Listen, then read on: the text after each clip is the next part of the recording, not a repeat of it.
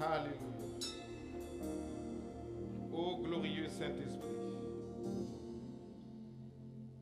nous t'honorons ce matin, nous te glorifions. Toi, le seul vrai Dieu, l'unique, le seul, tu es le Dieu chez qui il n'y a ni changement ni ombre de variation. Alors ce matin, glorieux Saint-Esprit, nous prions que tu nous parles ce matin. Nous ne sommes pas intelligents, nous ne connaissons pas ta parole, mais nous nous abandonnons à toi. Accorde-nous l'intelligence spirituelle afin de capter ta parole ce matin. Ce matin, Saint-Esprit, je prie que tu nous parles en profondeur. Va en profondeur, Saint-Esprit, dans ta parole. Parle à nos cœurs, nous nous disposons entièrement, glorieux Saint-Esprit. Utilise-nous pour la seule gloire de ton nom. Et permets que ta parole, Saint-Esprit de Dieu, ne soit pas rejetée, mais que ta parole soit acceptée. Et que cette parole produise du fruit. Au nom de Jésus. Amen. Regarde ton voisin, dis-lui, je suis honoré d'être à côté de toi ce matin. Dis-lui mieux que ça, je suis honoré d'être à côté de toi ce matin. Amen. Et puis fais-lui un beau sourire. Il y en a qui ont le privilège de ne pas avoir le masque. Même derrière le masque, il est capable de voir ton sourire. Amen. Gloire à Dieu. Et puis dis-lui, ce matin, Dieu a une parole pour toi. Dieu a une parole pour toi. Pour délivrer ton âme. Amen. Je suis extrêmement excité de vous annoncer ce que le Saint-Esprit m'a demandé de vous annoncer ce matin. Quelqu'un me dit Amen. Dis-moi un meilleur Amen que ça. Dis-moi un meilleur Amen que ça. Est-ce qu'il y a quelqu'un qui est prêt à recevoir? Dites-moi un bon Amen. Amen. Je suis excité de vous délivrer ce que le Saint-Esprit m'a demandé de vous délivrer ce matin. Amen. Donc, est-ce qu'il y a quelqu'un qui est prêt? Amen. Je crois que réellement, le Saint-Esprit, en tout cas, si vous prenez au sérieux ce que je vais dire ce matin, par la grâce de Dieu, je crois que ça va vous aider. Amen. Ça va vous faire gagner du temps. Ça va faire à vos enfants de gagner du temps. Ça va faire à votre génération, la génération qui viendra après vos enfants, de gagner du temps. Si Jésus-Christ n'est pas encore retourné. Amen. Quelqu'un me dit Amen. Alors ce matin, nous dépendons totalement du Saint-Esprit. Alors, j'aimerais enseigner ce matin, parce que je vais essayer de prendre des précautions, mais j'aimerais enseigner exactement ce que le Saint-Esprit m'a téléchargé.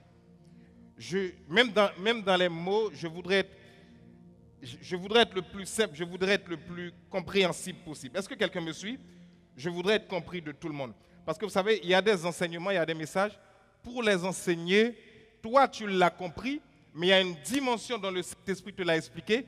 Pour transmettre de la manière dont il te l'a transmis, ça demande beaucoup d'exercice. Amen. Donc la première chose que je vais vous demander ce matin, c'est de prêter attention. Est-ce que l'Église m'entend? S'il vous plaît, prêtez beaucoup d'attention. Que vous soyez derrière, que vous soyez devant, ne discutez pas. Il va falloir beaucoup d'attention pour comprendre ce matin, le message de ce matin. Amen. Mais je vous garantis une chose. Vous savez, en France, dans la francophonie, il y a beaucoup de sujets sur lesquels nous sommes très en retard. En France, il y a beaucoup de sujets sur lesquels nous sommes très en retard. Et c'est pourquoi, pas toutes, mais beaucoup de nos églises peinent à avancer. Beaucoup de nos églises peinent à avoir du succès. Quand je dis église, l'église est composée de familles. Dites-moi amen si vous me comprenez. Donc beaucoup de nos églises, donc en d'autres termes, beaucoup de nos églises, beaucoup de nos familles, nous avons du mal à avancer, pas parce que nous n'aimons pas Dieu, pas parce que nous n'avons pas la foi, pas parce que nous ne prions pas, mais parce qu'il y a certains principes que nous ne connaissons pas et que nous n'appliquons pas. Est-ce que l'église est là avec moi ce matin? Amen. Et ce matin, j'aimerais vous parler en termes de principes. Dites avec moi principe. J'attends qu'il n'y ait plus de mouvement dans la salle. Je commencerai à enseigner lorsqu'il y aura un peu moins de mouvement dans la salle, s'il vous plaît. J'attends qu'il y ait un peu moins de mouvement. Voilà, pour que je puisse donner cet enseignement dans le calme. C'est bon? Une fois que tout le monde est assis, que tout le monde est silencieux, je commencerai à enseigner. C'est important.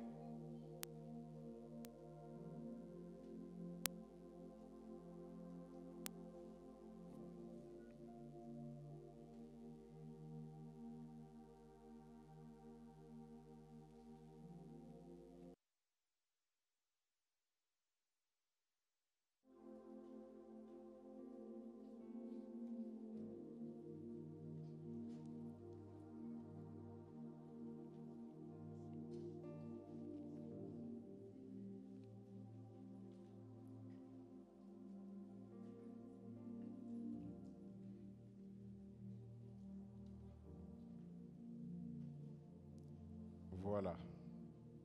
Tout le monde est avec moi? Tout le monde est avec moi, hein? C'est important. Dorénavant, quand j'enseigne, je veux qu'il y ait un calme total. Amen. Quand on prend du temps d'aller dans la présence de Dieu, vous savez, l'une des choses qu'on peut faire à Dieu, c'est lorsqu'il vient nous parler et que nous n'écoutons pas. Amen. Donc, quand il y a du mouvement, je considère que la concentration n'est pas à son maximum. Je veux que tout le monde soit concentré. Amen. Quand nous allons à l'école, nous prenons le temps d'écouter ce que l'enseignant nous dit. N'est-ce pas vrai? Eh bien, c'est la même chose. Lorsque vous venez ici le dimanche, vous venez à l'école du Saint-Esprit. Dites-moi amen si vous me suivez. Le Saint-Esprit vient vous enseigner. Et la différence entre ce que vous apprenez à l'école et ce que le Saint-Esprit vous enseigne ici à chaque dimanche, c'est que ce que le Saint-Esprit vous enseigne vous fait gagner du temps plus que l'école. Amen, quelqu'un m'a suivi? Voilà. Donc je demande l'attention de tout le monde. Et s'il y a un problème à la régie, s'il y a quoi que ce soit, s'il vous plaît, il vaut mieux tout arrêter, mais je veux que tout le monde soit vraiment concentré. Amen. S'il vous plaît, je le répète encore. Je veux une concentration maximale. Dites avec moi ce matin le surnaturel de Dieu. Répétez encore le surnaturel de Dieu. Comme je le dis souvent, le surnaturel de Dieu, c'est la dimension à laquelle Dieu veut que nous vivions. Est-ce que quelqu'un me suit? Quelqu'un m'a suivi? Je répète. Le surnaturel de Dieu, c'est la dimension à laquelle Dieu veut que nous vivions. OK? Il y a deux types de vie chrétienne que nous pouvons avoir sur cette terre. Combien j'ai dit? Deux types. Nous pouvons soit être un chrétien normal, nous vivons sur la terre notre petite vie en attendant d'aller au ciel. Amen. Et cette vie-là n'est pas interdite, nous pouvons la vivre, il n'y a pas de souci avec ça. Mais un autre type de vie chrétienne que nous pouvons vivre, c'est la vie à la dimension et selon les standards de Dieu. Est-ce que quelqu'un me suit? Mais pour vivre cette vie-là, il y a un prix à payer. Dites avec moi, il y a un prix à payer. Dites avec moi, il y a un prix à payer. Et tout le monde n'est pas obligé ni appelé à vivre cette vie-là. Seuls les violents, seuls ceux qui sont passionnés pour Dieu, seuls ceux qui aiment vraiment Dieu sont appelés et sont amenés à vivre cette vie-là. Amen. Est-ce que l'Église me suit? Donc ce n'est pas une vie qui est pour tout le monde. Et pour vivre cette vie-là, écoutez-moi bien, pour vivre cette vie-là, il faut accepter de ne pas être normal. Est-ce que l'Église me suit? Je vais reprendre. Il y a deux types de vie qu'on peut vivre sur la terre. Soit la vie naturelle, normale, comme tout le monde. Je vis ma vie et puis j'attends que Jésus revienne pour que j'aille au ciel. Ou sinon, il y a un autre type de vie à la dimension que Dieu m'attend, à la dimension de Dieu. Pour vivre cette vie-là, il faut accepter de ne pas être comme les autres. Est-ce que l'Église me suit? Parce que Dieu n'est pas comme les autres. Dieu est au-dessus. Maintenant, pour vivre à la dimension de la vie de Dieu, il faut être différent. Écoutez-moi ce matin. Donc, quand on vous dit que vous n'êtes pas normal, alors que vous voulez vivre à la dimension de Dieu, ça veut dire que tu es sur la bonne voie. Est-ce que quelqu'un me suit? Est-ce que quelqu'un m'a entendu? Quand on vous dit que vous n'êtes pas normal, alors que vous savez que vous cherchez à vivre à la dimension de Dieu, ça veut dire que tu es sur la bonne voie. Est-ce que l'Église me suit?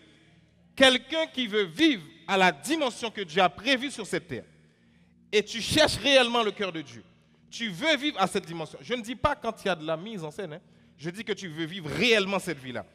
Et qu'on commence à dire que tu n'es pas normal, ça veut dire que tu es sur la bonne voie. Est-ce que l'Église me suit? Parce que si tu fais comme la masse, ça veut dire que tu es comme la masse. Mais quand tu veux sortir du lot, quand tu veux faire la différence, attends-toi à des attaques de l'ennemi. L'Église m'a entendu? Tant que tu n'as pas encore rencontré ce niveau d'attaque-là, tu n'es pas qualifié pour vivre à la dimension de Dieu. Amen. Comme j'ai l'habitude de le dire souvent, Dieu connaît ton avenir dans 10 ans. Vous voyez la conjoncture actuelle de la Terre? Il n'y a personne qui n'est garanti qu'il n'y a pas une troisième guerre mondiale qui est derrière. Personne ne le sait. Tandis que Dieu sait ce qui va se passer plus tard. Donc moi, j'ai un conseil à te donner. Plus que jamais, accroche-toi à Dieu. Prends les choses de Dieu au sérieux. Vis pour Dieu. Est-ce que l'église m'entend? Qu'est-ce que j'ai dit? Vis pour Dieu. Dans tout ce que tu fais, dans toutes les actions que tu vas poser, assure-toi de vivre pour Dieu. C'est le meilleur conseil que je puisse vous donner ce matin. Vivez pour Dieu seulement. 24 heures sur 24, vivez pour Dieu dans tout ce que vous faites, que Dieu soit glorifié. Qu'il soit le premier. Est-ce que l'église m'entend? Si Dieu n'est pas le premier, votre avenir n'est pas certain. Si Dieu n'a pas la priorité, votre avenir n'est pas certain. Est-ce que l'église me suit? Et quand je dis de vivre pour Dieu, ce n'est pas uniquement vivre pour Dieu lorsque je viens au culte le dimanche. Est-ce que quelqu'un m'a suivi? Non, non, non, non, non. Vivre pour Dieu, ce n'est pas lorsque je viens au culte le dimanche. Lorsque je viens au culte le dimanche, je viens rendre grâce à Dieu pour la semaine qui m'a permis de passer avec mes frères et sœurs. Mais ma vraie vie avec Dieu, c'est dans la semaine. Qu'est-ce que j'ai dit? Ma vraie vie avec Dieu, c'est quand est-ce? Dans la semaine. D'ailleurs, le résultat, ce que je viens faire le dimanche, c'est le résultat de ce que j'ai vécu dans la semaine. Est-ce que l'église me suit ce matin? Donc tu ne peux pas venir rendre un culte à Dieu le dimanche si dans la semaine tu n'as pas été connecté avec lui. Est-ce que l'église me suit? Écoutez-moi, il y a des gens en fait, vous voulez vivre de grandes choses avec Dieu, mais vous avez peur qu'on vous calomnie. Vous voulez vivre de grandes choses avec Dieu, mais vous avez peur qu'on vous critique. Il faut accepter la critique, ça fait partie du lot. Il faut accepter la calomnie, ça fait partie du lot. Est-ce qu'il y a quelqu'un qui veut aller loin avec Dieu ce matin? Levez la main que je vous vois. Ceux qui veulent aller avec Dieu, levez la main que je vous vois. Eh bien, moi, j'ai une bonne et en même temps peut-être une mauvaise nouvelle pour vous. Parce que si vous voulez aller loin avec le Seigneur, il faut accepter de passer par la case critique. Est-ce que je parle à quelqu'un ce matin? Est-ce que je suis en train d'encourager quelqu'un en disant ça ce matin? Oui, ça doit être une chose d'encouragement pour vous. Si tu veux aller loin avec Dieu, accepte les critiques. Si tu veux aller loin avec Dieu, accepte les calomnies. Parce que Jésus a été critiqué, mais il a été glorifié au dernier jour. Jésus a été calomnié, mais il a été glorifié au dernier jour. Donc tu veux aller loin avec Dieu, dites-moi amen. Accepte la critique. Ça fait partie du lot. Est-ce que vous comprenez ça un peu? Arrêtez de vous inquiéter lorsque vous êtes critiqué. Ça fait partie du chemin. Ça fait partie du plan. Mais il y a une chose dont je vous garantis. Lorsque vous avez fini d'être critiqué à cause de Dieu, lorsque vous avez fini d'être calomnié à cause de Dieu, la gloire vous attend devant. Est-ce que l'église me suit? La gloire vous attend devant. Mais il faut l'accepter. Ça fait partie du lot. Si vous ne voulez pas ça, eh bien vous n'irez pas loin. Vous n'irez pas loin. Est-ce que l'église me suit? Il faut accepter ça. Ça en fait partie. Ça en fait partie. Est-ce que quelqu'un est avec moi ce matin? Donc dis à quelqu'un bienvenue. Dis-lui bienvenue. Tu as choisi Jésus, bienvenue. Si tu as choisi Jésus, il faut accepter ça. C'est normal. C'est normal. Parce que j'aimerais encourager quelqu'un en disant ça. C'est normal. C'est normal. Comment vous voulez que Satan vous laisse tranquille? Mais il ne va jamais vous laisser tranquille. Vous êtes en train de lui poser des problèmes et puis vous voulez avoir la vie tranquille? Non. Mais par contre, je vous garantis une chose. Vous en sortirez toujours victorieux. Ça, c'est garanti. Ça, c'est garanti. Et même, je vais aller plus loin.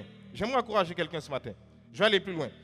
Même si, écoutez, parce que ça, c'est plus fort. Même si tu devais laisser ta vie pour Jésus-Christ par terre, laisse ta vie. Parce que tu la gagneras au ciel. Jésus a dit, celui qui perdra sa vie à cause de moi sur cette terre, récoltera beaucoup plus.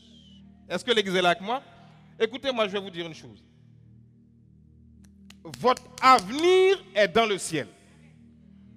La terre est votre lieu de passage. L'église m'entend? Vous n'êtes pas là pour rester sur la terre. La terre est votre lieu de passage. Mais vous n'êtes pas venu habiter sur la terre. Quelqu'un me suit? Tu n'es pas venu habiter sur la terre. Je vous ai dit dernièrement, je connais quelqu'un moins jeune, plus jeune que moi. Plus jeune que moi. 32, 34 ans, un truc comme ça. Vous savez comment il est mort? Il est en bonne santé. Il est parti dormir. Le lendemain, sa femme le secoue. Parti. Les médecins viennent, ils font des examens médicaux, tout ça. Examen sur examen. Ils ne trouvent rien. 32 ou 34 ans, il est parti. Il s'en est allé. Il est parti sans être malade. Sans être malade. Donc, tu te vois lever là ce matin. Tu sais quel combat Dieu a mené pour toi. C'est pourquoi saisis la grâce de la vie chaque jour. Sois reconnaissant chaque jour. Parce que qui te dit que ta mission ne terminera pas ce soir? Tu es mieux que celui qui est parti dans l'au-delà. Qui te dit que ta mission ne va pas terminer aujourd'hui là? Qui te dit que quand tu t'endormiras ce soir, tu vas te réveiller? Qui t'a dit ça? Donc, si c'est les dernières minutes, les dernières secondes que tu es en train de vivre pour Dieu, Dieu. Est-ce que quelqu'un est avec moi? Ne dis pas, ah, je suis encore jeune. Tu n'es pas encore jeune. Je vous dis qu'il avait 32, 34 ans. Il était jeune, non? Eh bien, Dieu l'a appelé. Mais maintenant, la question c'est, Dieu l'a appelé. Est-ce qu'il est parti avec Jésus ou est-ce qu'il est parti sans Jésus? C'est ça la question. Voilà la question. Dieu l'a appelé parce que sa mission était terminée. Écoutez-moi, Jésus est venu sur terre. Jésus a vécu uniquement 33 ans. 33 ans. Et à 33 ans, il avait accompli toute sa mission. Tu n'as pas le temps sur terre. Tu n'as pas le temps. Quelqu'un m'entend? Tu n'as pas le temps. Les quelques années que Dieu te réserve là, vis ça pour lui. Ça se trouve, je suis en train de vous parler ce matin-là. Demain, je ne suis pas là. Donc, je dois vivre mes dernières minutes. Je dois vivre chaque jour comme si c'était les dernières minutes. Quelqu'un m'entend? Je dois les vivre. Je ne m'appartiens pas. J'appartiens à Dieu. Un point, un trait. Je ne connais pas mon demain. Je ne connais même pas la minute d'après là. Mais moi, ce qui me donne la joie, c'est que si je quitte cette terre, je sais où je vais. L'église m'entend? Si je quitte cette terre, je sais où je vais.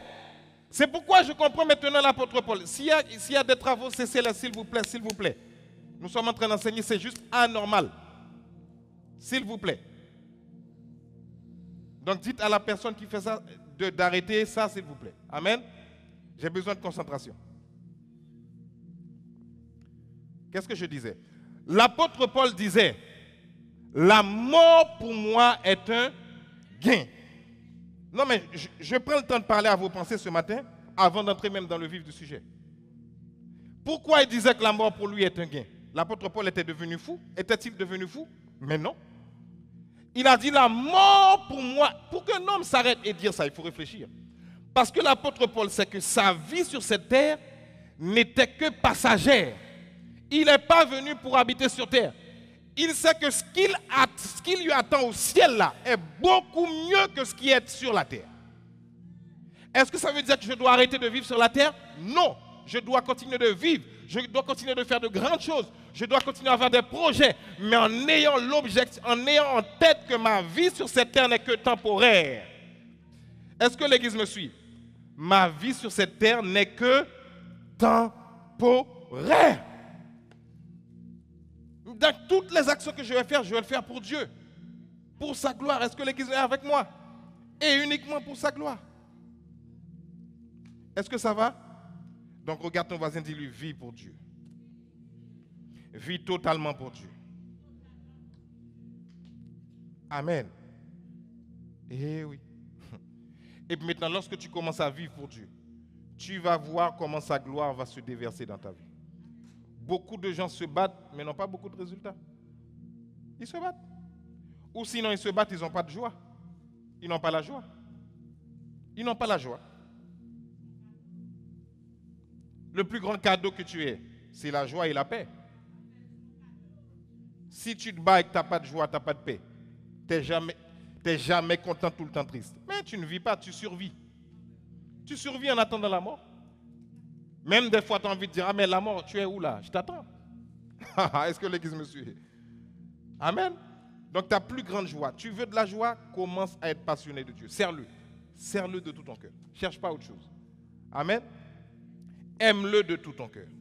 Alors ce matin, le surnaturel de Dieu, nous continuons dans cette série et le titre de l'enseignement ce matin, c'est « La dîme appartient à Dieu ». Regarde ton voisin, dis-lui « La dîme appartient à Dieu ». Regarde-le bien, dis-lui « La dîme appartient à Dieu ». Ah Ce n'est pas un sujet qu'on aime entendre. Hein? Amen. Ah, c'est un sujet très difficile. Vous savez, je vais vous dire une chose. Vous voyez cette série que nous sommes en train d'enseigner ce matin? Il y a des gens qui vivent ça déjà. Même parmi ici, il y a des gens qui ont des témoignages sur ce domaine-là. Ça, c'est rien, ça. Mais hors d'ici, il y a des gens qui vivent de grandes choses dans cet aspect. Mais comme je l'ai dit tout à l'heure, nous, en francophonie, on est très en retard sur ces domaines parce que lorsque nous venons au culte, par exemple, ce matin, vous venez au culte, est-ce que vous avez même pris le temps de demander à Dieu de vous ouvrir l'intelligence lorsque vous allez entendre sa parole? Est-ce que vous lui avez demandé de vous donner la révélation de sa parole? Parce que je peux vous enseigner là ce matin, vous repartez la même personne parce que vous n'avez pas reçu la révélation. Amen. Moi, j'ai cherché Dieu pour avoir la révélation de ce que je vais vous dire ce matin.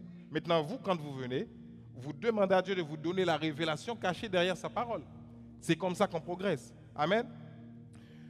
Lorsque tu viens à Jésus-Christ, tout ce qui est en toi, tout ce que tu es, tout ce que tu possèdes est à Jésus.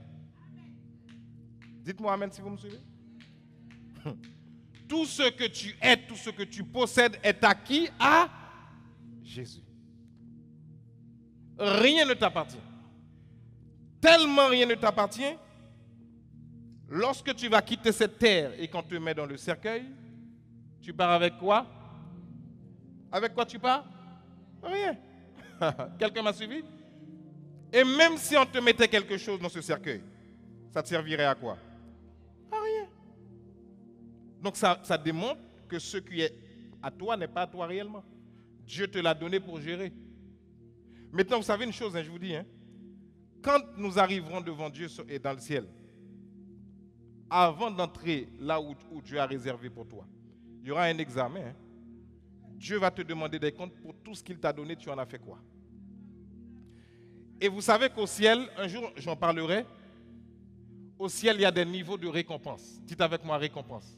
Je ne sais pas pourquoi je vais entrer dans mon message, vous en faites pas.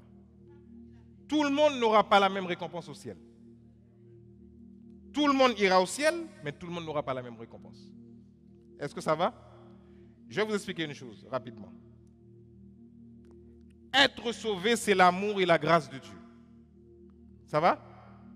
Le fait d'avoir Jésus et d'être sauvé, d'aller au paradis, ça s'appelle l'amour et la grâce de Dieu. Ok?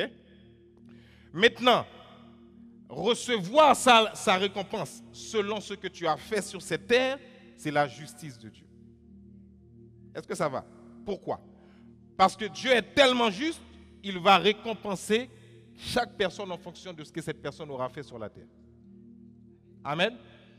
Et y compris de la manière dont tu auras géré les biens que Dieu t'a donnés. Parce que tu es venu sur terre, tu es venu trouver des biens, ce n'est pas toi qui les as amenés, c'est Dieu qui te les a donnés. L'église me suit? Ah, quelqu'un me dira, oui, c'est parce que je me suis levé tous les jours. Je suis allé au travail. J'ai mis mon intelligence dans ce travail. J'ai acquis des diplômes. J'ai créé mon entreprise. Oui, c'est vrai, mais si tu n'avais pas la santé, tu n'aurais pas pu le faire. Quelqu'un me suit? La santé te vient de qui? De Dieu. L'intelligence te vient de qui? De Dieu. Le fait de marcher te vient de qui? De Dieu. Tu peux bouger tes deux bras, ça te vient de qui? De Dieu. Il y a quelqu'un dans ce monde qui n'a ni bras ni pieds, qui ne peut rien faire. Mais toi, tu as tes deux bras, tu as tes deux pieds, ça vient de qui? De Dieu. Il y a quelqu'un dans ce monde qui exerçait le métier et puis qui a perdu la mémoire. Je vous ai dit que je connais des médecins qui exerçaient leur métier, qui subitement ont perdu la mémoire. Subitement. Toi, tu t'en rends pas compte. Mais chaque jour que tu te lèves, que tu as l'intelligence encore, que tu peux bouger encore, c'est une grâce. Est-ce que l'église me suit? L'église réalise ça ou pas? C'est une grâce de vivre. Parce que souvent nous prenons pour acquis le fait de mouvoir nos membres, le fait de bouger nos pieds, le fait d'avoir des enfants qui sont en bonne santé, le fait d'avoir des enfants qui courent. Mais c'est une grâce. C'est le fruit de la grâce. C'est le fruit de la grâce. Je n'ai rien fait pour mériter ça, c'est la grâce. J'aurais pu être à l'hôpital comme quelqu'un d'autre. J'aurais pu être même handicapé, mais au nom de Jésus, ça n'arrivera pas. Je condamne ça. Mais c'est une grâce. Maintenant, face à cette grâce, À chaque fois que j'apporte à la maison de Dieu, je suis en train de remercier Dieu pour cette grâce. Est-ce que l'Église me suit? Je suis en train de remercier Dieu. Et souvent, lorsque nous ne voulons pas appliquer ces principes, parce que la dîme est un principe, dites avec moi, la dîme est un principe. Dites avec moi, c'est un principe. Beaucoup de gens disent que la dîme, c'est une histoire de l'Ancien Testament. Ce matin, je vais vous démontrer le contraire. Ce matin, je vais vous démontrer le contraire. Dieu n'est pas le Dieu de l'Ancien et du Nouveau Testament, il est le Dieu éternel, c'est tout. Amen. Et les principes de Dieu sont éternels. Les principes de Dieu sont comment? Éternels. Et la dîme, c'est un principe, c'est une loi spirituelle. Ça n'a rien à voir avec la loi de Moïse. Rien. Beaucoup de gens mettent la dîme dans la loi de Moïse. Ça n'a rien à voir. D'ailleurs, la dîme est arrivée avant que la loi de Moïse arrive. 500 ans avant que Moïse soit manifesté, la première personne qui a apporté sa dîme, c'est Abraham. La loi de Moïse n'existait pas encore. Amen. Et ce matin, je vais vous montrer ce que Dieu m'a révélé ce matin à travers ce phénomène qui cause beaucoup de dégâts dans l'Église et qui fait que les chrétiens transpirent beaucoup mais ne voient pas de résultats. On transpire beaucoup. Parce que ce que vous avez là, Dieu veut vous donner plus que ça. Mais il y a des principes.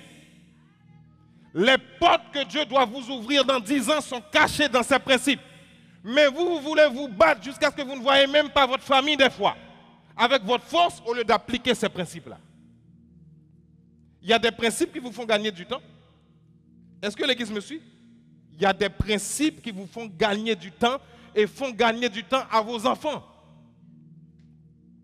Amen. Donc, premier point.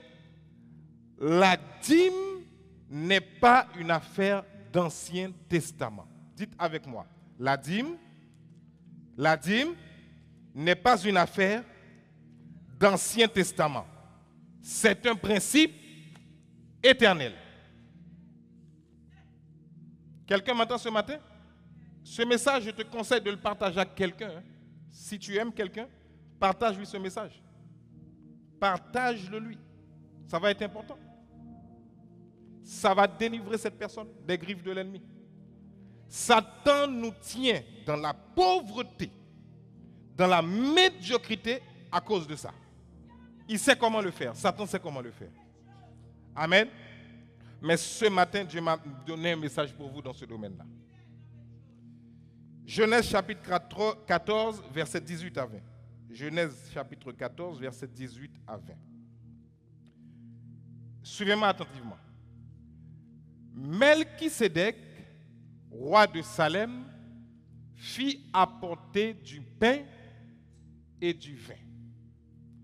Il était prêtre du Dieu très haut. Il bénit Abraham en disant: qu'Abraham soit béni par le Dieu très haut, le maître du ciel et de la terre. Béni soit le Dieu très haut, qui a livré tes ennemis entre mes mains. Qu'est-ce que Abraham a fait? Abraham a fait quoi? Abraham lui donna la dîme de tout. Quel texte! Quel grand texte! Vous savez, dans ce texte-là, il y a une pluie de richesse et de bénédiction. Je vais vous décortiquer la révélation que le Saint-Esprit m'a donnée dans ce texte. Lorsque vous lisez ce texte, et on revient au verset 18, s'il te plaît, frère Evans, vous voyez un personnage qui va apparaître pour la première fois dans l'Ancien Testament et dans la Bible, en la personne de Melchisédek. Est-ce que l'Église me suit? Pour la première fois, ce personnage, souvent mystérieux dans la Bible, mais qui a une grande importance. Un personnage souvent sous-estimé, mais qui a une grande importance. Regardez la description que la Bible fait de Melchisédek. Et là, Dieu n'est pas en train de blaguer. Dieu n'est pas en train de jouer. Regardez la description qu'il fait de Melchisédek. La Bible présente Melchisédek comme le roi de Salem. Maintenant, que veut dire le mot Salem? Que veut dire le mot Salem? Salem, ça veut dire paix. Dites avec moi paix. Dites avec moi paix. P-A-I-X. OK? Salem veut dire paix. C'est de ce mot que l'on retrouve le mot shalom. Dites avec moi shalom. Lorsqu'on vous dit shalom, c'est le même mot pour paix. Ou en arabe, lorsqu'on dit salam. Salam, c'est le même mot pour paix. Est-ce que ça va jusqu'à présent? Maintenant, on nous présente Melchisédek comme le roi de Salem. Donc, comme le roi de paix. Est-ce que ça va jusqu'à présent pour tout le monde?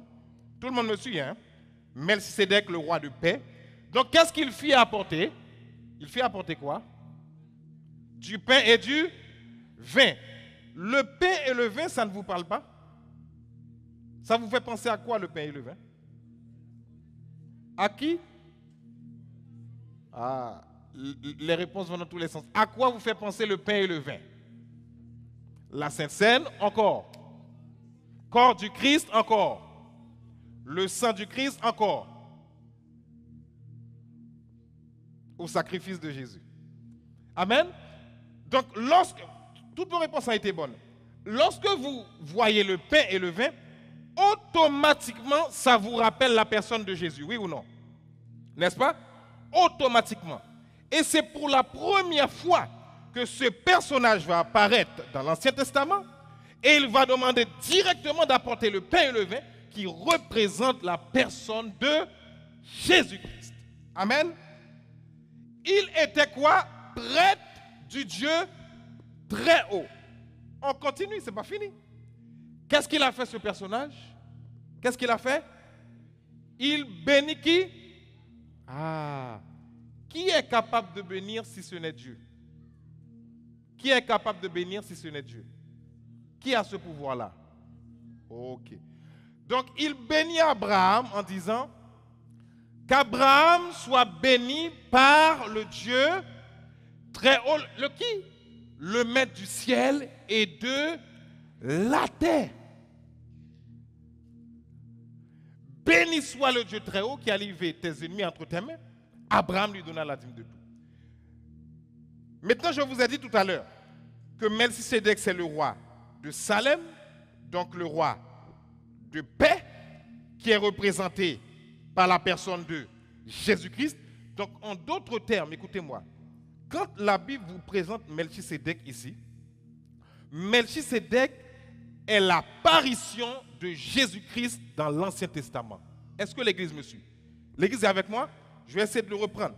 Melchisédek présenté ici dans l'Ancien Testament, présenté à Abraham, c'est l'apparition de Jésus-Christ dans l'Ancien Testament. Est-ce que ça va? Parce que le temps de Jésus n'était pas encore arrivé pour qu'il passe par une naissance naturelle. Mais il a fallu que Jésus-Christ trouve une manière d'apparaître à Abraham. Est-ce que ça va jusqu'à présent? Donc, en d'autres termes, je vais vous le démontrer dans le Nouveau Testament. Lorsque la Bible dit qu'Abraham a donné la dîme de tout à ce personnage qui est Melchisédek, Abraham était exactement en train de donner la dîme à Dieu directement. Est-ce que ça va? L'Église me suit? Parce qu'on ne peut pas offrir la dîme à un homme. La dîme appartient à qui? À Dieu.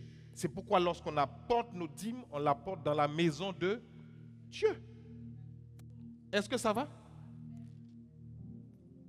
Est-ce que c'est clair pour tout le monde jusqu'à présent là? Ça va? Vous êtes sur la même longueur d'onde que moi? Bon, maintenant, avançons. Quand vous voyez l'apparition de Jésus dans l'Ancien Testament par le personnage de Melchisédek, donc c'est le Nouveau Testament qui s'invite dans l'Ancien Testament. Est-ce que ça va pour tout le monde? Qu'est-ce que j'ai dit? C'est le Nouveau Testament qui s'invite dans l'Ancien Testament. Donc, est-ce que la dîme est une affaire d'Ancien Testament? Non. C'est une loi et un principe éternel. Que ça soit dans l'Ancien ou que ça soit dans le Nouveau, la dîme reste une loi éternelle. Il n'y a pas une histoire. C'est l'Ancien Testament, je ne donne pas ma dîme. Quelqu'un qui dit ça, ça démontre que la personne n'a pas encore la révélation de la parole. L'Église m'entend? Donc si tu disais ça ce matin, le Saint-Esprit vient te démontrer le contraire. Nous allons plus loin avec ce personnage qui est Melchisédek. Nous allons dans Hébreux 7, versets 1 à 7. Je vais vous montrer quelque chose. La Bible continue à le décrire. Parce que la Bible l'a décrit là dans l'Ancien Testament. Maintenant, la Bible va nous le décrire dans le Nouveau Testament, pour ceux qui disent que c'est de l'Ancien Testament. Ce Melchisédek était roi de quoi? De Salem. Salem qui signifie paix, shalom ou salam, paix. Le même mot, toute cette famille de mots, c'est paix. Et c'est seulement Jésus qui est le roi de paix. Il n'y a pas d'autre roi de paix que Jésus-Christ. Amen. Donc Salem est près du Dieu très haut. Il est allé à la rencontre de qui? À la rencontre de qui? D'Abraham, alors que celui-ci revenait de la défaite infligée au roi. Donc Abraham avait infligé une défaite à certains rois. Ok? Donc il l'a béni. Donc Melchisédek a béni Abraham et lui a donné quoi? La dîme de tout. Melchisédek a béni Abraham. Et qu'est-ce qu'Abraham a fait en retour? Abraham lui a donné la dîme de tout. D'après la signification de son nom de qui? De Melchisédek. Melchisédek est d'abord roi de quoi? De justice. Qui est le roi de justice si ce n'est Jésus-Christ? Amen. Toute la description qu'on vous fait de Melchisédek ici, roi de paix, roi de justice, on est en train de vous décrire exactement Jésus-Christ. Ça va? Ensuite, il est le roi de Salem. La Bible répète encore la même chose. C'est-à-dire le roi de paix. On continue. On ne lui connaît ni père, ni mère, ni généalogie, ni commencement de jour, ni fin de vie. Est-ce qu'on n'est pas en train de nous décrire Jésus-Christ là?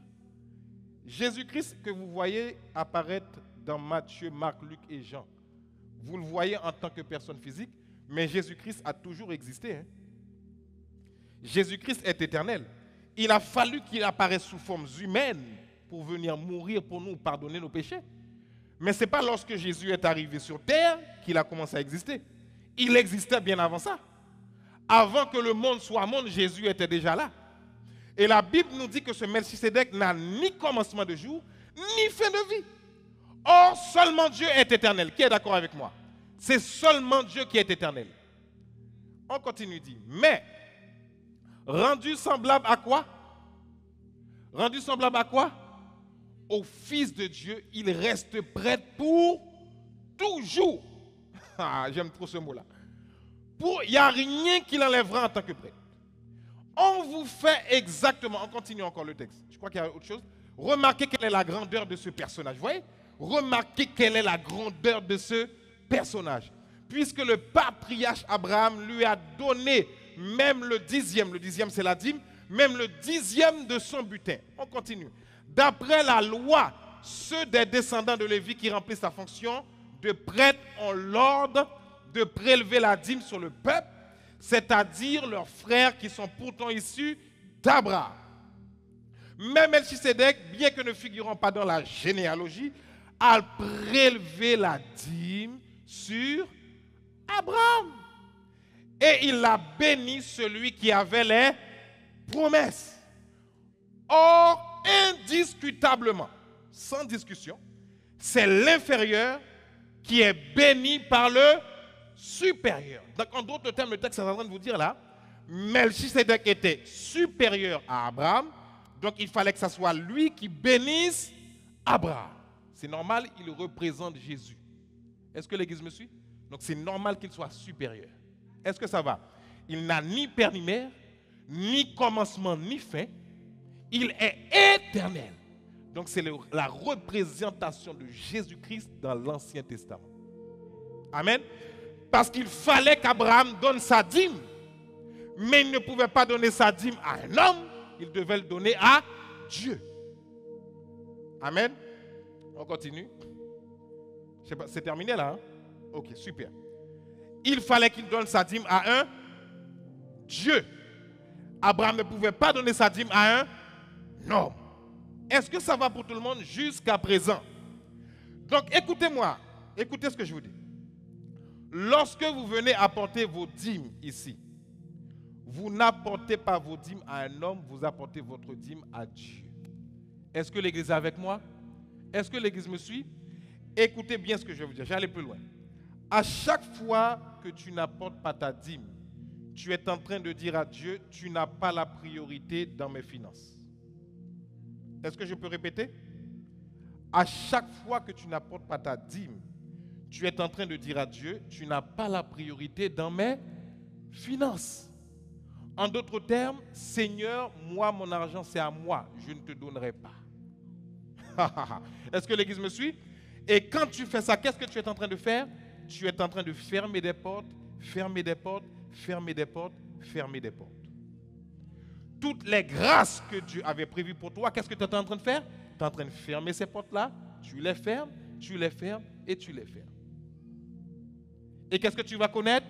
Galère, galère, galère. Est-ce que l'église me suit? Dieu avait prévu d'ouvrir les écluses pour toi. Qu'est-ce que tu es en train de faire? Tu fermes les portes des écluses des cieux. Est-ce que l'église me suit jusqu'à présent? Maintenant, regardez ce que la Bible va nous dire. Premier point, la dîme n'est pas une affaire d'Ancien Testament, je vous l'ai démontré. Deuxièmement, la dîme doit être apportée où ça? Où ça? Où ça? À la maison de l'Éternel. Malachie 3, verset 6. À continuer. Je suis l'Éternel. Je ne change pas. Ah, c'est intéressant de voir ça. Je vais décortiquer au fur et à mesure que j'avance avec vous. Je suis l'Éternel et je ne change pas. Uniquement dans ce début de texte, regardez ce que le Saint-Esprit m'a enseigné. Lorsqu'il dit « Je suis l'Éternel », le « Je suis » signifie celui qui se suffit à lui-même. Celui qui n'a pas besoin de toi pour qu'il existe. Dieu existait avant que tu existes. Dieu existait avant que les arbres existent. Dieu existait avant que les animaux existent. D'ailleurs, c'est lui qui est le créateur de tout. C'est le Dieu qui se suffit à lui-même. Ça veut dire que tu donnes, que tu ne donnes pas, il reste Dieu. Amen. Je suis signifie je me suffis à moi-même. Je n'ai pas besoin de toi. Amen. Et la Bible continue et dit, je suis l'Éternel. L'Éternel signifie celui qui n'a ni commencement, ni fin. Je reprends. Qu'est-ce que l'Éternel signifie? L'Éternel signifie celui qui n'a ni commencement, ni fin. D'éternité en éternité, il reste Dieu. C'est pourquoi tous les principes que Dieu met dans sa parole sont éternels. Est-ce que l'église est là avec moi? Tous ces principes. Dès que c'est Dieu qui l'a mis, puisqu'il est éternel, ces principes sont éternels. Est-ce que ça va jusqu'à présent? L'éternel signifie qu'il n'a ni commencement ni fin. Donc il est donc le Dieu de l'Ancien et du Nouveau Testament. Il continue, il dit, je ne change pas. Cela signifie que si Dieu ne change pas, ses principes également ne changent pas. Amen. Les circonstances de ta vie ne font pas changer ses principes. Les difficultés de ta vie ne font pas changer ses principes. La seule personne qui est victime lorsque ces principes ne sont pas appliqués, ce n'est pas Dieu. C'est toi ou c'est moi. Amen. La seule victime, c'est nous. Est-ce que ça va? Maintenant, regardez ce que le texte dit. Je suis l'Éternel, je ne change pas. Et vous, descendants de Jacob, vous n'avez pas été détruits. Dès l'époque de vos ancêtres, vous vous êtes écartés de mes prescriptions. Vous ne les avez pas respectées. Mais de quoi il s'agit? Parce que jusqu'à présent, Dieu est en train de parler, mais personne ne comprend. Vous ne les avez pas respectées. Oui, mais respectez quoi? Il va préciser. Regardez, il précise. Revenez à moi, et je reviendrai à vous. Mais pourquoi devons-nous revenir? Qu'est-ce que Dieu est en train de raconter là? Mais il va préciser pourquoi il est en train... Écoutez-moi, beaucoup d'entre nous, nous sommes déjà partis loin de Dieu. Quelqu'un m'entend? Vous allez voir, le texte le dit là. Il dit, revenez à moi. Comment, Seigneur? Par l'adoration? Non. Revenez à moi. Comment, Seigneur? Par le chant? Non. Revenez à moi. Comment, Seigneur? Par la prière? Mais non, ce n'est pas par la prière. Revenez à moi. Oui, mais comment je dois revenir à toi? Dieu dit, attends, je vais t'expliquer. Je t'explique. Parce que ton cœur n'est plus à moi. Comment mon cœur n'est plus à toi? Je t'adore tout le temps. Je te chante tout le temps. Je te loue tout le temps. Je te prie tout le temps. Oui, mais ton cœur n'est plus à moi. Oui, mais mon cœur est où? Ton cœur n'est plus attaché à moi. Je vais te le démontrer. Est-ce que l'église me suit? Dieu est en train de nous parler ce matin. Je vais te le démontrer que ton cœur n'est plus attaché. Donc, revenez à moi, je reviendrai à vous. Dit l'Éternel, le maître de l'univers. Au cas où tu aurais oublié, je te rappelle que c'est moi qui t'ai donné tout ce que tu as. Parce que c'est moi qui suis le maître de l'univers. Donc, je précise que je suis le maître de l'univers. Donc, je suis le maître de tout ce que tu as entre tes mains. Je suis le maître. Amen.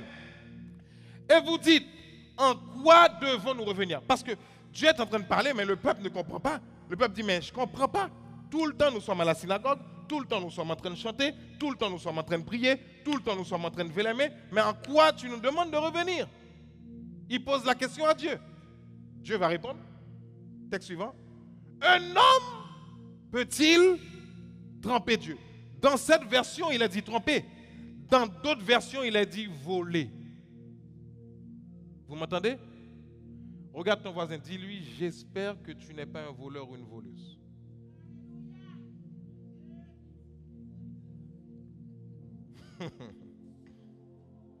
Cette version, il a dit tromper.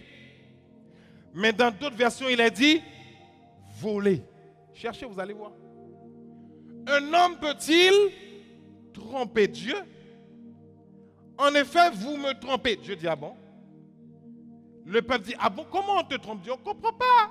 On chante tout le temps, on danse tout le temps, on prie tout le temps, on jeûne tout le temps, on fait plein de choses à l'église. Je dis, vous me trompez.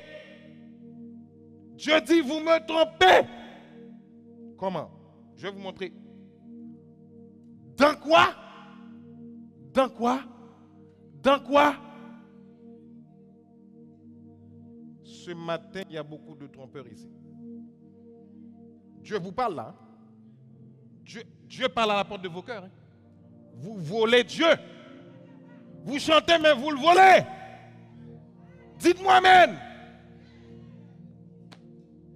Il ne sait pas chanter seulement. Dieu a besoin de vos biens également. Et vous savez pourquoi Dieu dit que le peuple trompait? Parce que quand tu n'adores pas Dieu avec ton argent, ton cœur est tellement attaché à l'argent, tu ne peux plus donner à Dieu. Ça veut dire que tu commences à adorer ce qu'on appelle mammon. Mammon qui domine sur l'argent. L'église me suit? Est-ce que quelqu'un commence à comprendre? Dieu dit, vous me trompez. Mais le peuple ne comprenait pas là où Dieu voulait venir avec eux. Comment on te trompe? Par quel moyen on te trompe? On chante tout le temps. On danse tout le temps. On prie tout le temps. Chaque dimanche, on est là. Mercredi, je prie. Samedi, je jeûne.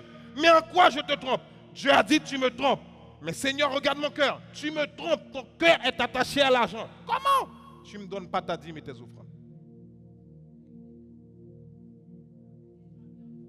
Est-ce que Dieu parle ce matin à quelqu'un? Est-ce que Dieu parle à un cœur ce matin? Oui, mais Seigneur, c'est pas assez. C'est pas assez, mais qui te l'a donné? Qui te l'a donné? Ah Seigneur, j'en ai pas assez. Dieu dit, quand tu dois payer tes impôts, tu ne les payes pas?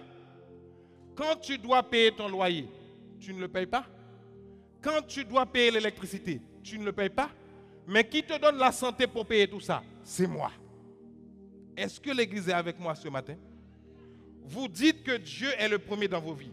C'est vrai? C'est vrai? Non, Dieu nous parle. Hein? Là, je suis sérieux. Hein? Ne dites pas que Dieu est le premier dans vos vies avec vos lèvres seulement. Le bien le plus précieux d'un homme sur la terre, ce sont ses gains. Ses biens. Si tu ne peux pas donner pour Dieu, ton cœur n'est pas à Dieu. Je le dis, hein? Notez-le bien. Si tu ne peux pas donner pour Dieu, ton cœur n'est pas encore attaché à Dieu. J'irai plus loin. Si tu donnes à Dieu et que ton cœur tremble, tu es en train d'hésiter, ton cœur n'est pas encore à Dieu. Moi, je peux vous parler, parce qu'il fut un temps, je ne donnais pas ma dîme également. Quand j'étais beaucoup plus jeune, je n'avais pas compris ça. J'entendais les gens parler de la dîme, mais jamais enseigner. C'est pour ça que je prends le temps de vous enseigner. L'enseignement fait la différence. Est-ce que l'église est avec moi? L'église me suit ce matin? Mais le jour où j'ai pris le temps d'écouter des enseignements sur ça, plus personne ne peut m'empêcher de donner ma dîme. D'ailleurs, quand je ne la donne pas encore, je suis gêné. C'est une joie pour moi d'apporter mes dîmes. Avant d'être pasteur. Vous allez dire, oui, c'est parce que c'était le pasteur. Non, non. Avant d'être pasteur, c'était déjà une joie pour moi de donner mes dîmes et mes offrandes. Je pose la question à quelqu'un ce matin. Est-ce que tu es joyeux quand tu apportes tes dîmes et tes offrandes? Si tu le fais. Déjà, si tu ne le fais pas, il faut régler le problème. Maintenant, même quand tu le fais, est-ce que tu es dans la joie? Est-ce que tu éprouves de la joie lorsque tu donnes dans la maison de Dieu? Ah, est-ce que l'église me suit ce matin? Est-ce que tu as de la joie? Parce que si tu n'as pas de joie, tu ne donnes pas encore. Si tu n'as pas de joie, ton cœur n'est pas encore attaché à Dieu. Il faut que tu sois content lorsque tu donnes. Il faut que non seulement ton corps danse, mais ton cœur doit danser aussi. L'église me suit? Vous dites que vous aimez Dieu, mais non, vous ne l'aimez pas. Vous ne l'aimez pas. C'est pour ça que Dieu dit au peuple, revenez à moi, où ça, dans les dîmes et les offrandes. Vous me trompez. Regardez ce qu'il continue à dire, il n'est pas fini. Il dit, vous êtes frappés par la malédiction. Et vous me trompez, vous me volez, la nation tout entière. On continue. Apportez quoi? Apportez quoi? Toutes les dîmes. Il y a d'autres versions qui disent dans leur totalité. Où ça? Où ça? Où ça? À la maison du... Maintenant, je m'arrête là. C'est quoi la maison du trésor? Je vais vous répondre. La maison du trésor, c'est le lieu dans lequel tu es béni. Ça va? Je reprends. Quelle est la maison du trésor? La maison du trésor, c'est l'église dans laquelle où tu es. Est-ce que l'église me suit? Chaque membre de son église doit apporter ses dîmes dans son église. Amen. Tu ne peux pas être membre d'une église et tu donnes ta dîme ailleurs. L'église m'entend? Je peux reprendre encore? Chaque membre de son église doit apporter sa dîme dans son église. Maintenant, si Dieu te met à cœur de faire une offrande dans une autre assemblée, ce n'est pas un problème. Parce que c'est Dieu qui t'a mis à cœur de faire une offrande. Mais ta dîme doit être apportée là. Et d'ailleurs, avant d'offrir une offrande dans une autre assemblée, tu dois t'assurer que tu as apporté ta dîme et tes offrandes là où tu es béni dans ton assemblée. Sinon, c'est du désordre. Et c'est pourquoi vous n'êtes pas béni à une dimension élevée. L'église m'entend? La raison pour laquelle les chrétiens ne sont pas bénis, vous ne voyez pas comment les juifs sont bénis? Vous ne voyez pas les juifs? Ils négocient pas ce principe-là. C'est pourquoi partout où ils passent, ils font des affaires, leurs affaires réussissent. Ils achètent des marchés, ils prennent des marchés, ça réussit. Parce qu'ils ne négocient pas. Est-ce que l'église m'entend? Ils ne négocient pas. Moi, je suis en train de vous donner des conseils clés, les jeunes. Des choses que je n'avais pas compris. Prenez note. Hein. Ceux qui sont jeunes, vous voulez entreprendre, vous voulez avoir un bon travail demain. Apprenez à donner vos dîmes dès maintenant. Donnez ça. Écoutez-moi, la dîme, ce n'est pas seulement sur le salaire. Ce n'est pas seulement tes salaires. Hein. La Bible dit qu'Abraham a donné la dîme de tout. Tout ce que tu as, même si on te donne de l'argent en cadeau, tu retires ta dîme dessus. Et je vais vous montrer comment on donne la dîme. La dîme, c'est les 10 premiers pourcents de ton revenu. Ce n'est pas quand tu as fini de dépenser et puis tu retires le reste. Non. Il y a quelqu'un qui était venu me voir qui me dit, mais j'arrive pas à finir mes fins de mois, comment je fais? J'ai dit, est-ce que tu donnes ta dîme premièrement? Oui, je la donne. Oui, mais tu la donnes quand? Ah, quand j'ai fini de dépenser, s'il me reste. J'ai dit, corrige ça, change. Donne d'abord la priorité à Dieu dans tes dîmes et ensuite gère le reste des dépenses. Quand elle a commencé à faire ça, elle a dit, ça a changé. Tout a changé. Est-ce que l'église me suit? Mais si je vous dis ça comme ça ce matin, c'est bien, mais ce n'est pas assez. Dieu m'a mis à cœur de faire quelque chose, j'en parlerai à mes parents spirituels, c'est vous expliquer la gestion financière. Parce qu'il y en a qui ont beaucoup d'argent, mais qui gaspillent. Quand tu gaspilles, Dieu ne bénit pas. Tu vas transpirer, mais Dieu ne te bénira pas. Parce que tu n'es pas un sage gestionnaire de son argent. L'argent que tu as n'est pas à toi, c'est à Dieu. Maintenant, si tu le gères bien, tu le dépenses bien, Dieu va le multiplier plus tard. Maintenant, écoutez-moi. La multiplication n'est pas obligée d'arriver tout de suite, mais ça arrivera un jour. Ah, l'église ne m'a pas suivi. Surtout pour ceux qui ont l'intention d'entreprendre, de faire des affaires, entreprises. C'est une bonne chose, mais commencez à honorer Dieu dans vos dîmes et de vos offrandes. Est-ce que ça va? C'est là le secret de votre bénédiction. Même ceux qui ont besoin d'une promotion au travail. Des fois, vous êtes bloqués, vous n'arrivez pas. Pourquoi? Parce que vous ne donnez pas à Dieu. C'est Dieu qui peut ouvrir des portes pour vous. Si ce n'est pas lui qui ouvre les portes, vous comptez sur le piston, mais toi, si tu n'as pas de piston, comment tu vas entrer? Le Saint-Esprit devient ton piston. Donc, honore-le. Est-ce que l'église est là avec moi? Donc, la dîme, c'est quoi? La dîme, c'est les 10 premiers pourcents. Maintenant, je vais vous montrer un exemple. Regardez ce que la Bible dit. Il continue encore. Je vous montre ce que Dieu fait après. Dieu dit, mettez-moi ainsi de la sorte à l'épreuve, dit l'Éternel, parce que quand tu donnes à Dieu, c'est une épreuve. Tu donnes un examen à Dieu. Regardez, je réponds à l'examen. Dieu dit, voilà ma réponse à l'examen. Le maître de l'univers, et vous verrez, si je n'ouvre pas pour vous quoi? Les fenêtres du ciel. C'est-à-dire qu'au ciel, il y a des fenêtres. Dieu a des bénédictions réservées pour vous qu'il va envoyer sur la terre. Lorsque vous donnez vos dîmes et vos offrandes, qu'est-ce qui se passe? Oh là là, j'ai un témoignage que je dois vous raconter. Mais quand je parlerai de la loi de la semence et de la récolte, je vais vous raconter ce témoignage. Ce jour-là, si vous avez une conscience spirituelle, vous allez trembler. Quelqu'un qui a vécu, mais c'est incroyable, aux États-Unis, il y a des années. Vous allez voir quand on apporte des semences ce que ça fait. Le problème, c'est qu'en France, on est en retard sur ces choses-là. En France, on joue dans les églises. On joue. En France, on s'amuse. On ne vit pas de grandes choses parce qu'on s'amuse. En France, on est dans une religiosité. Chaque jour, je viens au culte, mais pour faire quoi? Tu vis quoi? Tu vis quoi avec Dieu? Tu vis quoi? Il y a des principes, je vous expliquerai. Je suis pressé d'aller vite. Mais quand je parlerai de la grande loi de la semence et de la récolte, je vais vous dire la semence, ce que ça fait. Les miracles, des choses extraordinaires. Aïe, aïe, aïe. Aïe, aïe, aïe, aïe. Il dit, vous verrez, si je n'ouvre pas pour vous, les fenêtres du ciel. Mais moi, je vous pose une question. Vous croyez en Dieu ou vous ne croyez pas en Dieu? Vous croyez en Dieu? Mais pourquoi, quand il vous demande d'appliquer quelque chose, vous refusez de l'appliquer? Puisque vous le croyez. Si je ne déverse pas sur vous, comment? La bénédiction en abondance. Dieu, c'est le Dieu de l'abondance. Dieu n'est pas le Dieu de la... Je ne sais pas comment on le dit en français. En créole, je sais que... Alors, petitesse. En créole, on le dit chiche. C'est quoi le mot en français pour chiche? Comment? Super. Radin. Dieu n'est pas le Dieu de la radinerie. Tu es en train de compter 2 francs 6 sous avec Dieu. Dieu n'est pas dans ça. Dieu, c'est le Dieu de l'abondance. Vous ne connaissez pas Dieu. Un jour, quand je vous enseignerai de la semence, aïe, aïe, aïe, aïe, dites-moi amen. Je prie que Dieu me donne la grâce d'avancer. Je vais vous montrer c'est quoi semer, donner pour Dieu. Vous allez voir que depuis le temps, vous ne donnez pas pour Dieu, c'est pour ça que vous ne récoltez pas. Ou vous donnez mal. Quand vous avez fini de donner votre dîme, n'allez pas critiquer. Ah, le pasteur est un voleur, c'est une église voleuse. Quand tu fais ça, tu viens d'éteindre ta semence. Vaut mieux ne pas donner. Ne donne pas pour aller critiquer après. Ça veut dire que tu n'as pas donné avec ton cœur.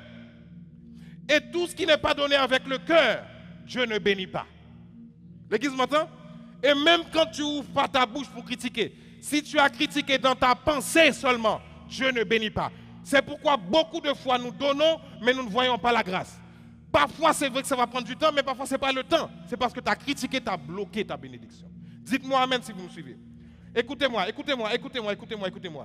Un chrétien sérieux, je dis bien, un chrétien sérieux, tout chrétien sérieux qui travaille doit donner sa dîme. Je le dis, hein, tout chrétien sérieux qui travaille doit donner sa dîme. Parce qu'il y en a qui ne donnent pas et qui donnent une offrande de temps en temps. Ton offrande de temps en temps n'est pas ta dîme. Ta dîme, c'est sur la base régulière. Est-ce que l'église m'entend? Je vais vous démontrer quelque chose avec la dîme. Oh Seigneur, aide-moi à avancer. Quelqu'un me dit amen si tu me suis. Vous voyez là, vous voyez ce qui est dans ma main là? Qui le voit? Est-ce que vous voyez bien ce qui est dans ma main? C'est quoi ça? C'est quoi ça? Vous ne le voyez pas bien? Ça, c'est une graine d'avocat. OK? Sauf que là, c'est petit. Parce que moi, chez moi, les graines d'avocat, en Guyane, c'est beaucoup plus gros que ça. Là, c'est petit, ça. C'est en France. Mais c'est une graine d'avocat qui a séché. Donc la première peau est sortie. Donc ça a tellement séché, la semence est restée à l'intérieur. Est-ce que l'église vous voyez jusqu'à présent? Maintenant, qu'est-ce qui se passe? Ce noyau vient d'un fruit. Vous êtes d'accord avec moi? Je prends le temps de l'expliquer, suivez-moi bien. Ça, c'est un noyau qui vient d'un fruit. Ça va? Ça veut dire quoi? Le salaire que tu reçois à chaque mois, c'est le fruit de ton travail. Dites-moi même si vous me suivez. Là, je suis déjà en train d'empiéter sur la grande loi de la semence et de la récolte. Mais je n'entrerai pas dans ces détails. Après, ok? Quand tu reçois ton salaire et que Dieu te demande de mettre les premiers 10%, dites avec moi 10%. Ce n'est pas moins que ça, c'est 10%. Quand Dieu te demande de mettre à part les premiers 10%, les 10% que Dieu te demande de mettre à part, c'est le noyau. Dites avec moi le noyau. Dites avec moi le noyau. Dieu est plus intelligent que vous. Vous n'êtes pas plus intelligent que Dieu. Amen. Maintenant, lorsque Dieu vous dit de mettre les premiers 10% à part, à chaque fois que vous avez un fruit et que vous mangez le noyau avec, vous n'aurez pas d'autres fruits plus tard. Ah. Est-ce que l'église est avec moi? Quand vous avez un fruit, d'ailleurs cet avocat-là, si je mange l'avocat avec le noyau à l'intérieur, le noyau a un goût amer. Parce que la semence, le noyau, ça c'est la semence. Ce n'est pas fait pour manger, c'est fait pour planter. Est-ce que l'église me suit? Donc lorsque tu viens apporter ta dîme dans la maison de Dieu, tu es en train de planter dans la maison de Dieu. Et il n'y a pas une semence qui est plantée dans la maison de Dieu qui ne donne pas du fruit. Est-ce que l'église est là avec moi? Donc écoutez, je vous explique. À chaque fois que tu reçois tes revenus, que tu manges le noyau qui est à l'intérieur, tu es en train de manger la semence qui allait multiplier tes revenus plus tard. Est-ce que l'église est là avec moi? Donc à chaque fois que tu manges un fruit, tu dois enlever le noyau. Ça va? Est-ce que l'église me suit? À chaque fois que tu as ton fruit, le fruit de ton travail qui est ton salaire, et même pour les étudiants, même si vous recevez une bourse, vous enlevez la dîme de Dieu dedans. La dîme, c'est partout.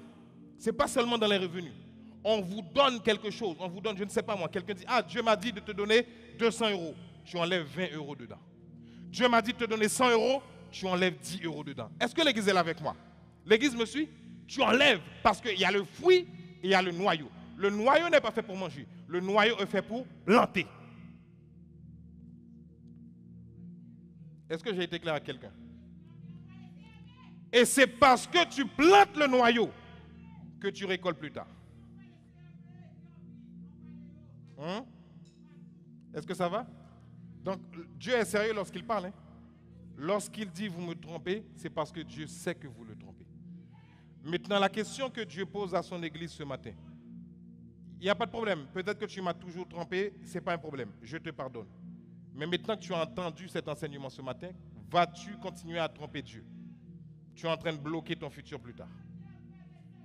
Amen. L'église me suit? Tu bloques ton futur. C'est pourquoi beaucoup de gens sont obligés de mentir sur leur CV pour avoir un travail. Tu n'es pas obligé de mentir sur ton CV. Beaucoup de gens sont obligés de mentir pour créer une entreprise. Ils fraudent. Tu ne peux pas être enfant de Dieu et frauder. Tu dois passer par les voies légales, Dieu va te bénir. Même si ça prend du temps, il va le faire. Est-ce que l'église me suit? Dieu est capable de te bénir sans mentir. Mais il faut appliquer ses principes. Amen. Tu ne manges pas le noyau. Tu as un fruit, tu ne manges pas le noyau. Et tu ne donnes pas le reste. Les 10 premiers pourcents appartiennent à Dieu. Tu l'apportes dans la maison de Dieu. Est-ce que quelqu'un est avec moi?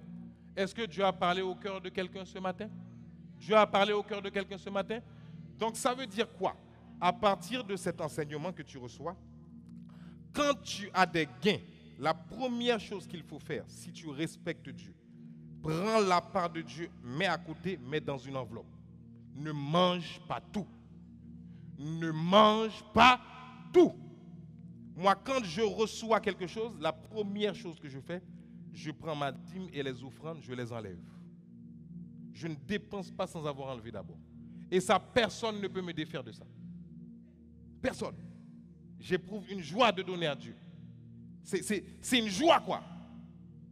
Tu es content, ça te fait plaisir d'investir dans l'œuvre de Dieu. Et quand Dieu voit ce cœur-là, Dieu va te bénir. Mais ne le fais pas de manière hypocrite. Fais-le de tout cœur. Est-ce que l'église est là avec moi? Et c'est ce qui fait que nos églises ne sont pas bénies. Nous venons pour prendre nos petits cultes pour partir rapidement chez nous. Ok. Mais est-ce que tu appliques les principes? Dieu te pose la question. Tu as entendu l'enseignement ce matin. Tu es plus pressé pour partir ou tu es pressé pour partir pour aller appliquer? Que tu sois jeune ou moins jeune, je le répète, il n'y a pas une question d'âge là. Dès que tu as accepté Christ, même, regardez, je vais aller plus loin. Il y a même des entrepreneurs qui ne sont pas chrétiens, des multimilliardaires. Moi, je lis leur histoire. Oui, je lis l'histoire de ces gens-là. Comment ils font? Il y en a qui cherchent des églises pour donner leurs 10%. Pourquoi ils le font d'après vous? Pourquoi ils le font? Ils sont bêtes? Vous pensez qu'ils sont bêtes? Ils ne sont pas chrétiens, ils ne sont pas à l'église. Hein? Mais ils cherchent des églises pour donner. Pourquoi ils le font? Mais ils savent que ce sont des principes. C'est des lois, c'est des principes. Est-ce que vous êtes là? Vous savez, il y a des lois que vous ne pouvez pas défaire. Par exemple, vous prenez la loi de l'aérodynamique, qui consiste à faire qu'un avion puisse voler. Cette loi-là est éternelle. L'avion ou l'oiseau va voler parce que c'est Dieu qui a mis cette loi. La loi de l'attraction. Tu te mets dans un immeuble là-haut, tu te jettes en bas, il y a quelque chose qui t'attire vers le bas, tu vas tomber quand même. Que tu pries ou pas. Je jette cette pièce-là, là-haut. La loi de l'attraction va tirer cette pièce, elle va tomber par terre. Pourquoi? Parce que ce sont des lois que Dieu a mis en place. C'est des principes. C'est pareil. La dîme, c'est un principe. Les offrandes sont des principes. La semence, c'est un principe. Que Dieu nous délivre ce matin. Demeurez abondamment bénis. Saint-Esprit de Dieu, ce matin, là où tu élèves ta main, ce matin, Saint-Esprit, tu as parlé à ton peuple. Tu as parlé à ton peuple. De la même manière que tu as parlé à ton peuple dans l'Ancien Testament et même dans le Nouveau. Tu viens nous parler ce matin. Tu as demandé à ton peuple de revenir vers toi. Mais il t'en pose la question, en quoi devons-nous revenir parce que nous t'adorons? En quoi devons-nous revenir parce que nous prions? En quoi devons-nous revenir parce que nous chantons? En quoi devons-nous revenir parce que nous jeûnons? En quoi devons-nous revenir parce qu'à chaque dimanche nous sommes à l'église? En quoi devons-nous revenir parce que nous servons dans un ministère? Dieu a dit, c'est pas ça. Ton cœur est attaché à l'argent plus que moi. Reviens à moi. Comment? Par tes dîmes et tes offrandes. Ce matin, Père, je prie que tu puisses toucher le cœur de quelqu'un qui est emprisonné par cette histoire. Je ne veux pas te donner. Père, je prie que tu délivres une personne ce matin. Ouvre les écluses des cieux sur la vie de quelqu'un qui a décidé de te mettre à l'épreuve. Que ta gloire apparaisse sur la vie de quelqu'un. Au nom de Jésus, Amen. Je termine là. Écoutez-moi. Dernière explication. Parce qu'il y a un truc que je dois quand même expliquer, parce que je reviendrai peut-être une autre fois sur cette histoire de dîme. Mais là, je considère que j'ai donné l'enseignement du temps. 10%, c'est 10%, c'est pas moins. Par exemple, si vous gagnez, parce que c'est facile, hein, écoutez-moi, je le fais là, c'est facile par exemple, si vous gagnez, imaginons, 2 000 € par mois, c'est quoi 10%? C'est 200. Maintenant, si vous gagnez 1997, c'est quoi 10%? C'est quoi? Hein? 199,70 €. Il y a des gens qui vont compter les 199 et ils vont mettre les 70 centimes. Faites pas ça avec Dieu. Allez au supérieur. Est-ce que l'église me suit? Si c'est 199,7 €, donnez 200. Si vous avez la foi en Dieu, donnez même plus que ça. Parce que vous connaissez votre Dieu. Dieu vous bénisse abondamment. Ne comptez pas les centimes avec Dieu. Amen.